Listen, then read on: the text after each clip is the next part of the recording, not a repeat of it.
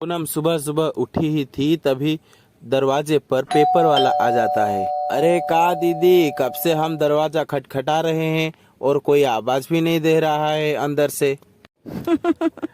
भैया मौसम ठंडी हो रही है ना, इसीलिए सुबह सुबह आंखें नहीं खुलती है।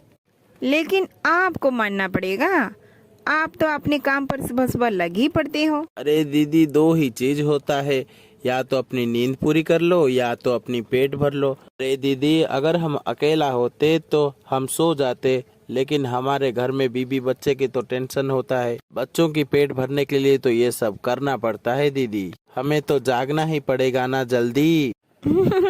हाँ सच में, बिल्कुल सही कह रही हो भैया। वैसे भैया आप सुबह सुबह आ जाते हो ना, तो मेरा तो आधा ही काम हो जाता है।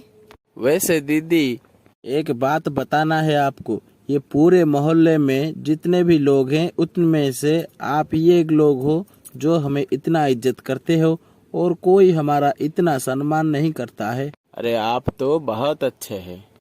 अरे क्या भैया, आप भी ना। पूनम पेपर वाले से हंस हंस कर बात कर रही होती है, तभी पूनम की सास सुजाता कमरे के अंदर से बाहर आती है और अपनी बहू को पेपर वाले के साथ हंसते हुए बात करने में देख लेती है, और सुजाता को तो बहुत ज्यादा गुस्सा आ जाता है। अरे बहू, बस बस, अरे बहुत हंसी मजाक हो गई। अरे कैसे हो बड़ी मालकिन, आपकी बहू तो बहुत हंसखुश और समझदार है।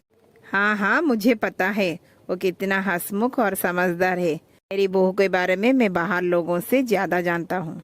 और बहू, तू सुबह सुबह पेपर लेने के लिए बाहर आई थी ना, तो अभी तक तेरे हाथ से पेपर लिया नहीं गया?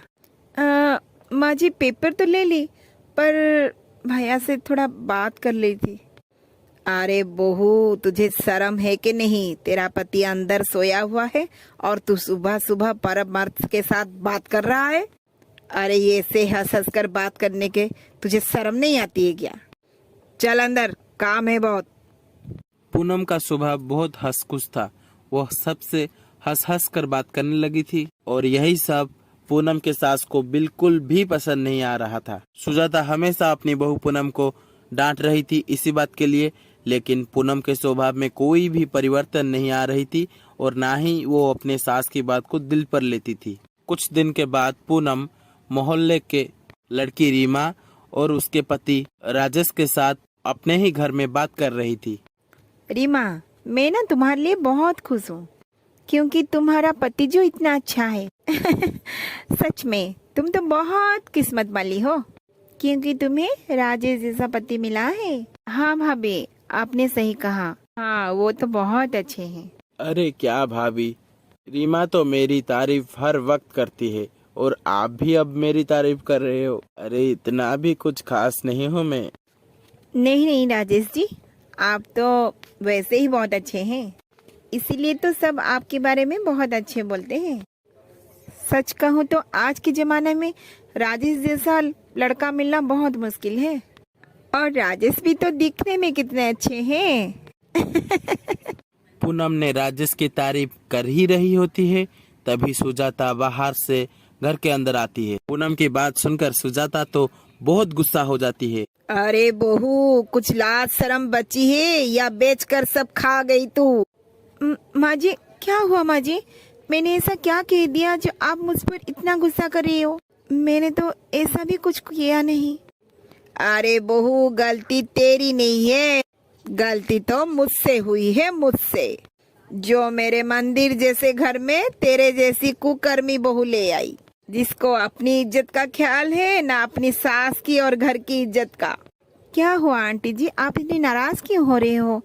वैसे तो पूनम ने तो कुछ भी नहीं किया। अरे रीमा बेटा, तुझे पता नहीं, मेरी बहू तो बेशरम ही है, पर तुझे तो अपने पति पर लगाम देना चाहिए ना। क्या क्या मतलब आंटी आपका? आपका मतलब मैं समझी नहीं। अरे वही तो मैं कह रही हूँ, मेरी बहू की आदत ही खराब है। अरे वो सबके साथ हंस हंस कर बात करके पता नहीं कब किसी को काबू में कर लेता है। इसलिए मैं कह रही हूँ, तू तो समझदार है ना। अपनी सास की बात सुनकर पूनम को बहुत बुरा लगता है। अगले दिन उनके घर के बगल में कुछ बच्चे क्रिकेट खेल रहे होते हैं और उसी समय उनका बॉल आकर इनके घर में गिर जाता है और तभी एक लड़का आकर पूनम से बोलता है, भाभी जी नमस्ते। अरे नितेश, तुम आओ आओ, कुछ काम था क्या? भाभी जी वो दरअसल हम क्रिकेट खेल रहे थे और गलती से हमारा बॉल आपके घर पर आ गया है। अच्छा ठीक है, मैं अभी ले आती हूँ। पूनम घर से बॉल लाती है और नितेश को देती है। ये लो नितेश, यही है ना तुम्हारा बॉल? जी जी भाभी, यही है। थैंक यू भाभी। वैसे आज तुम्हारा मन कैसे क्रिकेट में लग गया? भाभी जी वो आजकल छुट्टियां है ना, सब अपने अपने घर में बोर हो रहे थे, इसलिए हम लोग क्रिकेट खेल रहे थे। ये तो बहुत अच्छी बात है। पता है, मैं जब अपने मायके में थी ना, मुझे क्रिकेट खेलना बहुत पसंद था, पर अब खेलना क्या, देखना भी नसीब में नहीं है। अरे ये कैसी बात कर रहे हो भाभी जी, चलो अभी खिलाते हैं आपको। अरे नहीं नहीं नहीं नहीं, तुम जाओ खेलो आराम से। पूनम नितेश को यह बोलती है तो तभी उसकी सास सुजाता आकर पूनम को नितेश के साथ हंसते हुए बात करने समय देख लेती है और चिल्लाती है, बहू अंदर जाओ। और नितेश, तू यहाँ क्या कर रहा है? वो आंटी जी मैं तो बॉल लेने आया था। और तुम अपने बॉल ले लिया? बस अब चले जाओ, जाओ निकलो यहाँ से। और उसके बाद नितेश चला जाता है। और बहू ये क्या, बड़े हंस कर बात कर रही थी नितेश के साथ? माँ जी वो तो बस बॉल। बकवास बंद कर, तेरा ये सब चक्कर वक्कर चल रहा है उसके साथ, मुझे सब कुछ पता है। आगे से तेरा घर से बाहर जाना बंद, क्योंकि तू तो हमारा नाक तो कटवाएगी। पर माँ जी। सुजाता पूनम की बात बिल्कुल भी नहीं सुनती है और उसके ऊपर गलत इल्जाम लगाती है। कुछ दिनों बाद सुजाता का बेटा मयूक उसके दोस्त राम को अपने घर लेकर आता है। माँ और पूनम, देखो आज मेरा सबसे अच्छा दोस्त राम हमारे घर पर आया है। अरे राम जी, ये तो आपका तारीफ हमेशा करते हैं। आखिर आपका दर्शन तो हमें मिल ही गए। आज आए हो आपने हमारे घर, मैं तो खातिरदारी अच्छे से करूंगी। अरे भाभी जी, तारीफ तो आपकी भी बहुत हुई है और आपका हाथों का खाना खाने में तो कुछ अलग ही मजा है, सुना है। मैं तो आज खास आपके हाथों का खाना खाने ही यहाँ आया हूँ। हाँ हाँ, आए हो तो खाना तो मैं जरूर खिलाऊंगी। हाँ भाभी वो तो सही, और मैं भी आपको खाना बनाने में मदद करूंगी। पूनम ये ऐसे मानने वाला है नहीं, इसीलिए इसका मदद ले लेना।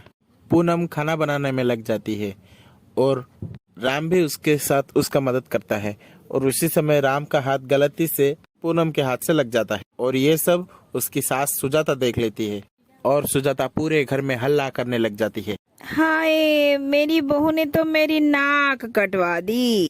अरे क्या होगा मेरा बेटे का, हाय मेरा बच्चा। अरे ये तो मेरी मुंह काला कर दिया। अरे माँ बस भी करो, बहुत हो गया। आपको क्या लगता है मुझे कुछ पता नहीं? मुझे मेरी पत्नी पर पूरा भरोसा है। माँ जी, आप तो मेरे चरित्र पर हमेशा लांछन लगाती आई हैं, लेकिन मेरे पति को मेरे ऊपर पूरा विश्वास है कि मैं कभी भी ऐसा काम नहीं करूंगी जो आपका नाम कटवे। अपने बहू और बेटे के बात सुनने के बाद सुजाता की मुंह बंद हो जाती है और वो कभी भी अपने बहू को कुछ भी नहीं कहती।